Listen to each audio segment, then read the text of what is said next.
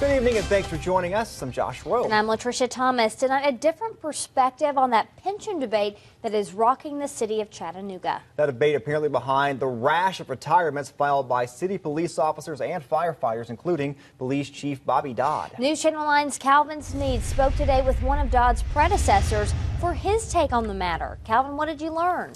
Well, Latricia Dodd's former police chief, Freeman Cooper, says many of the city's police and firefighters were hired under a pension plan that allowed them to take some money in a lump sum if they'd worked more than 25 years for the city, but not more than 30 years. He says the uncertainty of whether that will be taken away to help the city make money is making good public servants leave their jobs. Yesterday, Chris Willmore, who's on the Fire and Police Department Pension Task Force, the group charged by the city to reform the pension fund, said the number of retirements that are happening in the departments because of possible changes to the pension plan is a big concern.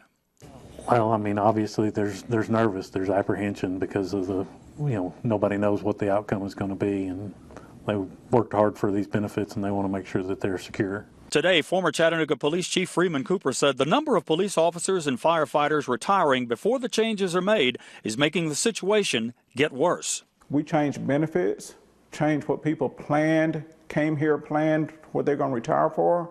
You'll see young people leave, not just senior staff. That news comes on the heels of yet another fireman retiring today, bringing to 42 the number of police and firefighters who have retired before the possible pension plan changes.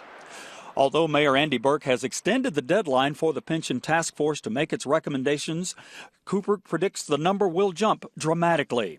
Cooper says morale in the police department is the lowest he's ever seen, but officers and firefighters still have a job to do.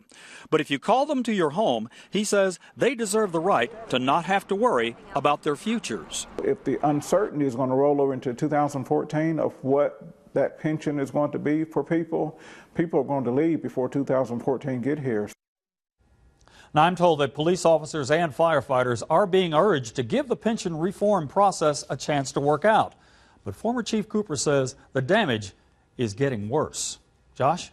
Calvin, thanks. So what's next for the debate over pensions? The Fire and Police Pension Task Force charged with coming up with a solution was supposed to have a plan in place by the end of the year. But in light of this week's resignations, Chattanooga Mayor Andy Burke extended the deadline to February 6. There have been public hearings over this issue, but right now none scheduled between now and February. Keep in mind, if nothing is done to address this problem, the city will spend $724 million over the next 30 years to make the plan fully funded. And that's not something the city can afford, which is the one thing people on all sides of this debate can agree on. Depend on us to keep you posted on this story.